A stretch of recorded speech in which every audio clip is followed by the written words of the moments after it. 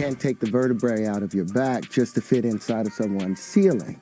You have to stand up full and proud, stand up erect. Come at me on some weirdo shit, like on some gay shit. I've had come at me on some, oh, you should do this type shit. You've got to watch the stuff that they put out there, you know, because they're just trying to make money. In the 80s and 90s, black artists thrived in both music and acting, commanding the industry with their talent. However, as time progressed, a concerning trend emerged: the dwindling presence of black men. They were notably absent from screens, faced reduced pay, and tragically, some fell victim to violence. Additionally, disturbing reports surfaced of coercion and exploitation at industry events, with some artists feeling pressured to compromise their integrity for roles. This troubling pattern raises questions about the systematic marginalization of black talent as favors for a role. Behind the glittering facade of Hollywood lies a murky realm of untold stories shrouded in mystery and darkness. Throughout its history, the entertainment industry has been plagued by unresolved scandals and sinister secrets that remain buried in the shadows. From the era when artists were extorted by infamous criminal syndicates to the period when the prevalence of taboo-esque activities led to a deterioration of mental health, Hollywood's underbelly holds countless enigmatic tales, yet these accounts remain largely concealed from public knowledge, for those who dared to shed light on the industry's dark side met tragic fates. Nobody wants to take that clear path. They kind of want to thrive off and feed off their emotions. But Coolio did not fear the consequences and revealed some shady truths about this industry. Even though Coolio emerged in the same Los Angeles neighborhood in the late 1980s as the aggressive hip-hop artists Dr. Dre, Eazy-E, Ice Cube, and the rest of the NWA crew, his subject matter and demeanor were rather light. His hit songs from the 90s were considered the soft beats in the rap industry.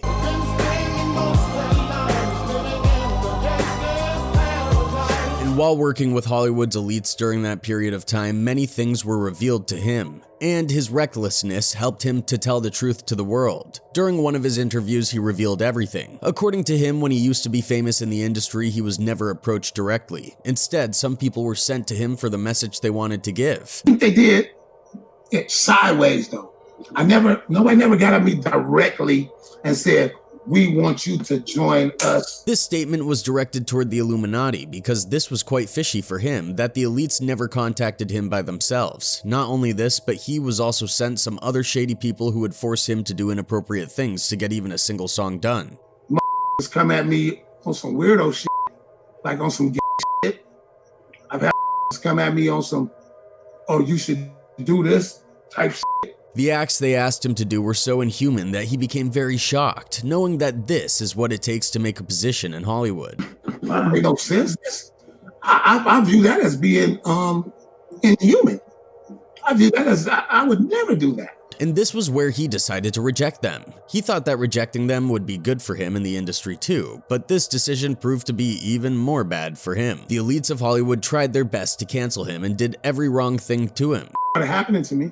Went to jail for some bull. Got convicted. Well, not necessarily convicted, but because I didn't do no time. They did so wrong to Coolio that he was sent to jail on a false charge. He was arrested at Los Angeles airport for the possession of substances. Coolio did not even know that there was a pipe and other substances in his bag. According to him, he never ever tried to put the substances in his luggage in his life. Come on, bro. I ain't never did that. I'm not an idiot. When the first thing I said, when they pulled that pipe out that bag, I said, that's not mine. After Coolio, Smart Guy also shared a similar experience working in Hollywood. He disclosed that the artists were invited to the parties, and to win the deals with record labels, they made them do obscene activities. And not only they made them do these actions, but they also recorded them so that if in the future they tried to reject them, they could knock them out. They might send the stylist Hey, what it is? And the stylist is being all extra tight. Listen, homie, we ain't doing that. Or they might invite you to a party and there's a sausage party. To make it clear, this means that artists were possibly forced to sell their souls just for the sake of money and fame. And not only the artists were forced to do unusual acts, but also they were forcefully. And according to him, they were made to work late at night just to check their stamina and get their deals done. They'll have you out and about because they trying to you. So you be in a studio session late at night and they'll see if you a meatball, yo bro, here, hit this blunt. You ain't see the blunt get rolled. Yeah. According to Smart Guy, they record those absurd activities just to blackmail artists in the future. If the artist got famous and had the position, they would have the recording and they could use it to trap them in a contract. The devil's job is to get as many souls as possible. So if you got the potential to be influential, they want you. Not because you're talent, because they could use you as a tool to push their agenda. And not only smaller artists are involved in such activities, but Smart Guy also has seen famous artists from the industry who went there just to get their contracts signed. Moreover, Cat Williams is an American famous comedian who has been working in the industry for a very long time now. Jamie Foxx, Howard Stern, and Dave Chapelle are just some of the names he has worked with. But when he was working with Jamie Foxx, he noticed something very weird. Mansion is a party, and then it's a separate party in the little rooms. You be looking in all the goddamn rooms, and you around and look in the wrong room and shit. When he started working with Hollywood, he was invited to many parties. Cat did not know that these parties would have dark secrets. When he attended one party, he found out that something else was done there. Come here, come here. Is that kissing? Is one of the Professor Obi? In these rooms, he even saw Jamie Foxx there, who was doing some inappropriate actions in front of his eyes. I can understand because I can tell you the name of the dude. His name is Marcus Anthony. He's the only dude signed to Jamie Foxx's label. Check it out. But after this, comedian Faison Love made a very bold claim about Cat Williams, saying the eccentric comedian is acting out to mask the fact that he is a gay man. During a sit-down interview with Tom Joyner, the Real Husbands of Hollywood star, he said he feels like Cat is not living his truth. Quote, "I actually feel sorry for him sometimes," he said. "Like I said before, he's not living his true destiny. He's living this fake gangster life. He got this whole persona from a friend of mine named Mac Minister. He's a real pimp who tried to do comedy." Orlando Brown is some of these people who have openly talked about these dark parties going on since Hollywood became a thing. He has always claimed that people in this industry are monsters who can do anything for their own gains, be it financial or physical. Everybody's a rapper except for except for you and me, I agree with you on that. Excuse you, are you gay? Okay, well, I'm not. I know that. Completely. Not only this, he even did some weird mimicry during his latest interview to pump the record execs, and somehow he revealed about those dark secret night parties of men. Yo, Diddy, you gave me the ooshkash gooshmash. You gave me the ooshkash muaf, the shmooshmash. Diddy. Yeah, son. You know what I mean? Moreover, he also accused the elites of the same thing that they force artists to get involved in intimate activities, and he was mainly pointing out Diddy. The symbol. You know what I'm saying? We looking for some shit. We trying to shake up the world, baby. You know what I'm saying? We trying to do some real shit out here. And we all know Diddy has been hosting and organizing all these parties just to make his ties make a more strong position in the industry. Jamie Foxx's viral conspiracy was the one which made the public believe that Diddy is a real giant of this industry, and he had shown great courage recently and risen to the forefront of the celebrity news cycle by revealing P. Diddy's notorious Hollywood bashes. I remember watching Puff at the Beverly Hills Hotel. I'm filming this, and it's a pool party that is ridiculous, man.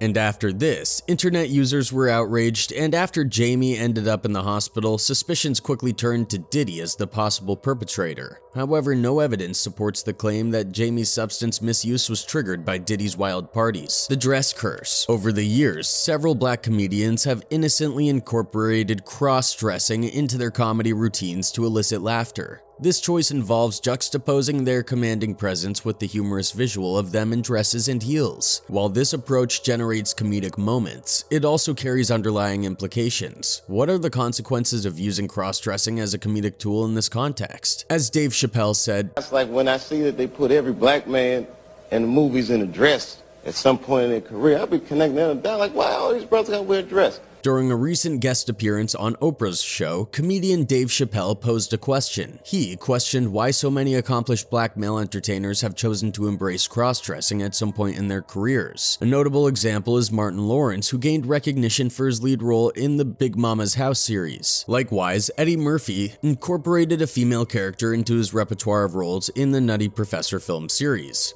This happened to me. I'm doing a movie with Martin. Yeah. The movie's going good. So I walk in the trailer. I'm like, man, this must be the wrong trailer because There's a dress in here. Jamie Foxx made a lasting impression with his unforgettable Ugly Wanda character on In Living Color, while Marlon and Shawn Wayans delved into gender reversal for their roles in White Chicks. Furthermore, the less successful Juwanna Mann movie from a few years ago is a chapter that some may prefer to leave in the past. I'm here! Ooh, that girl get around. Among these examples, one figure emerges as the most prominent in contemporary entertainment, Tyler Perry. Perry, recognized not only for his contributions to the entertainment industry, but also for his influence in right-wing evangelical circles, has achieved significant success and acclaim through his Medea franchise. Are you going out on Black Friday? What the hell is Black Friday? Every Friday is Friday. I'm black. That's a Black Friday. What you talking about?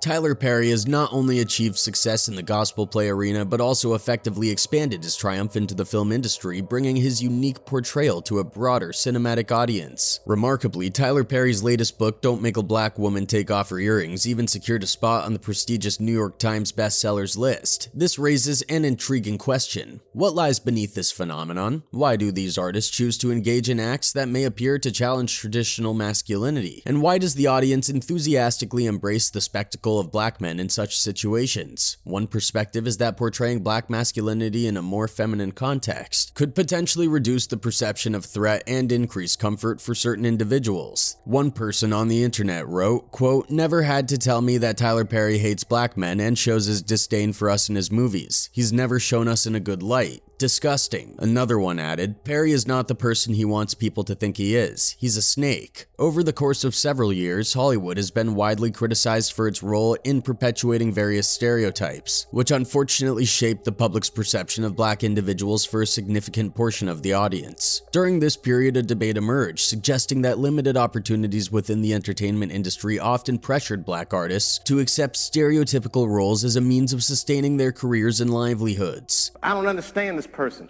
so they're crazy. That's bullshit. These people are not crazy. They're strong people. Maybe the environment is a little sick. Some individuals are arguing that this phenomenon has reached its saturation point. They contend that our society is already influenced by numerous factors that may undermine the, quote, perception of black men's masculinity. It is indeed a complicated situation. Some think that this phenomenon seems to have reached its limit, while our society already grapples with numerous factors that they believe can, quote, undermine the perception of masculinity. Others find this subject to be transphobic and confusing. When things happen that can possibly affect your brand, your brand can be diminished, and you don't want that to happen. So, protecting my brand is definitely a priority. Being relegated to questionable roles. And if all of that's not enough, they started giving them questionable roles, as Wesley Snipes has pointed out. I didn't feel that was where our people needed to be at. And we had enough images of us being dealers and, degenerates and unhumanly. I didn't want to contribute to that. For decades, Hollywood perpetuated the damaging notion that films featuring black actors or stories weren't financially viable. Consequently, black representation in cinema remained minimal, often confined to stereotypical roles like servants or criminals. Even when black-centered movies emerged, they struggled for recognition as marketing firms hesitated to invest, relegating them to obscurity on dusty shelves. This narrative extended to the treatment of black actors, who frequently received lower pay compared to their white counterparts. A stark example of this disparity arose when Terrence Howard reportedly earned significantly less than his white co-stars on Empire. Howard's agency, entwined with studio interest, negotiated his contract, resulting in a meager salary. Such injustices were commonplace, reflecting systemic biases within the industry. The next morning, if their talk shows aren't talking about the content of some of the stuff inside the show, then we haven't done our job. However, Wesley Snipes defied the odds with his portrayal of Blade, a Marvel superhero transforming the studio's fortunes. Blade shattered expectations, grossing over $131 million against a $45 million budget. With Snipes receiving widespread acclaim for his performance, his success paved the way for other black actors like Denzel Washington and Will Smith to challenge stereotypes and claim leading roles. Yet despite these breakthroughs, black-led films are often dismissed as exceptions exceptions rather than the norm. Jeff Flanagan, president of Lionsgate's Code Black Films, acknowledges that the battle for authentic representation in Hollywood persists, highlighting the need for continued advocacy and change. He says, quote, "Every time there's a success, it gets swept under the rug. It's almost like there's an asterisk on it. They chalk it off as an anomaly. For example, in 1988, the anomaly was Eddie Murphy's comedy Coming to America. That movie grossed over $160 million internationally and $288 million worldwide on a budget of a little over $36 million. The next to hit the anomaly milestone was 1995 Bad Boys, a buddy cop action comedy film shot on a budget of $19 million but brought home a whopping $141 million. Its sequel, Bad Boys, experienced a major bump in its budget, with the studio greenlighting $130 million for the project. Thankfully, the movie repaid the faith the studio put in it by bringing in over $273 million, being underpaid. These are sporadic events that shock Hollywood and attempt to break the lie that black movies don't sell. However, Hollywood quickly sweeps these achievements under the carpet and reverts to investing less in predominantly black movies. Speaking on the myth that black movies don't sell, veteran black actress Octavia Spencer explained that the studios have decided against investing in black actors and actresses. She decried how Hollywood pumps so much money into white actors but tends to be shrewd when it comes to their black colleagues. I said, but here's the thing, women of color on that spectrum, we make far less than white women. So we're gonna have that conversation about pay equity. Using Will Smith as an example, the Hidden Figures star explained how Hollywood made Will pay for his own travel tickets and hotels just to promote the movie he had starred in. These travels brought him fame and the subsequent money he's enjoying today. If Hollywood had invested in him earlier, he wouldn't need to foot his own bills in promoting a movie. Quote, Will Smith was told the same thing at the beginning of his career, that he wasn't going to be taken to promote his film, she said at the annual pre-Oscars Sista Soiree honoring women of color in the industry. Had he not paid for himself to fly all over the world that very first time, he would not be an international box office star. So they have to start investing in taking black actresses and actors across the world just like they do with unknown white actors. They need to do the same thing for black actors. If you don't know them, why would you go to support the film? Moreover, take for instance Monique, who asserts that she received a meager $50,000 for her acclaimed role in the film Precious. Interestingly, the movie's producers approached her to undertake a media and international tour to promote the film, an offer she turned down. Precious, you gonna stand up there and look down at me like you're a woman? You don't know what real women do. She cited her prolonged separation from her family as a reason and expressed reluctance to invest the modest fee she was offered in promoting the movie, especially since she wouldn't receive any additional compensation if the film succeeded. She was open to the idea of the tour if the studio covered her expenses, a proposal she presented to the producers. Girls Trip made over $100 million. It made over $100 million. It was shot as low budget. However, the studios never responded, and instead the producers Tyler Perry and Oprah Winfrey in this instance reportedly ostracized her. Monique alleges that Tyler Perry contacted Lee Daniels, describing her as difficult to work with. This difficult to work with label apparently haunted Monique throughout her career. She disclosed receiving numerous low-paying script offers, being overlooked by major studios, and even facing interference from movie financiers when she was typecast. Monique suggests that had she possessed her own financial resources like Will Smith, she might not have endured the repercussions of being blackballed. And that's when he said, Mama, you've been blackballed. And I said, well, why have I been blackballed? And he said, because you didn't play the game. And I said, what game is that? And he was never able to answer that question.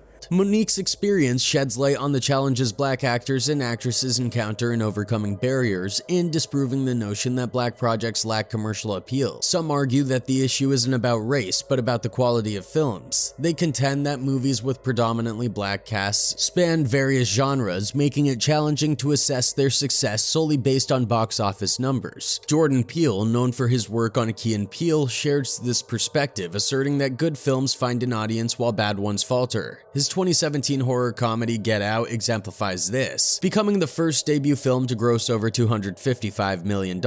Peele noted that audiences appreciated the movie. Speaking on the movie's worldwide appeal, Peele said, "All I know is from the interviews I've done with people overseas who have seen it, they get it and really dig it just as much as the people who are interviewing me here. Otherwise, I'll have to wait and see. Hopefully people come and see it." Paul Dergarabedian, a senior media analyst with ComScore, co-signed Peele's words when he said, quote, "If a movie is good, it should transcend borders, cultural difference, and ideologies. If you have a great movie, I think it can play anywhere." Another producer is Jonathan Dector, President and Chief Operating Officer of Voltage Pictures. He says, quote, "That's an overgeneralization to say that black films don't travel. Good movies perform. Movies that have something special, unique, something that drives an audience to get off of their sofa and into a cinema." Regina Allen Hudlin, the director of the 2022 Sidney Poitier biopic, seems to agree with the notion that a good movie would sell regardless of the cast. He thinks that it's not a genre, thus he finds it difficult to accept and perpetuate this dangerous myth. Child star issues. Numerous child actors once graced the silver screen, captivating audiences and becoming cherished icons in entertainment. However, as time progressed, the spotlight gradually faded for many of these adorable stars. Some chose early retirement, while others struggled to transition into adult roles. A portion of them explored alternative careers, while some found a new home on television. The varied paths they embarked on illuminate the multifaceted nature of their experiences in the world of show business. You're the bodyguard, aren't you? What do you know about it? I've got ears. Though he had previously appeared in films, it wasn't until his role as Fletcher, the son of Whitney Houston's character in The Bodyguard, that Devin Nixon truly gained recognition. He was once again noticed in Sugar Hill in '94. After college, he temporarily stepped away from the scene and worked as a mortgage broker. However, he later re-emerged as a guest on various TV shows, including JAG and many others. Devin is the son of NBA legend Norm Nixon and choreographer Debbie Allen. In 2022, he portrayed his father in the HBO series The Rise of the Lakers Dynasty. But after that, he never appeared on the screens. Other than him, Bumper Robinson made his big screen debut in the 1985 sci-fi film Enemy Mine. While he appeared in at least 3 other films, the bulk of his career has been in episodic television. Over the years, he became renowned for his charming cameos on shows like The Facts of Life, Punky Brewster, and Cagney and Lacey. But could you tell me where the ladies' room is? Same place as the men's room. As he matured, he took on recurring roles in series such as The Game, Living Single, and A Different World. He has also pursued voice acting from '03 to the present. In 2015, he appeared in 2 episodes of Blackish and in 4 episodes of Black AF in 2020. But he is also nowhere to be seen, and even if he appears on the screens, the limelight has already been dimmed. So this is how, one by one, some black artists got eliminated from the scene, unfairly and racistly. And now it's unfortunate that Hollywood has been a battleground where many black artists have encountered substantial challenges and hardships. While these stories only scratch the surface of the myriad experiences, they're fueling a crucial conversation about the imperative for positive change and equal opportunities for all artists, irrespective of their background. The glitz and glamour of Hollywood often mask the harsh realities within. Only those within the industry truly understand the sacrifices required and the hurdles they must overcome just to secure a foothold in the business.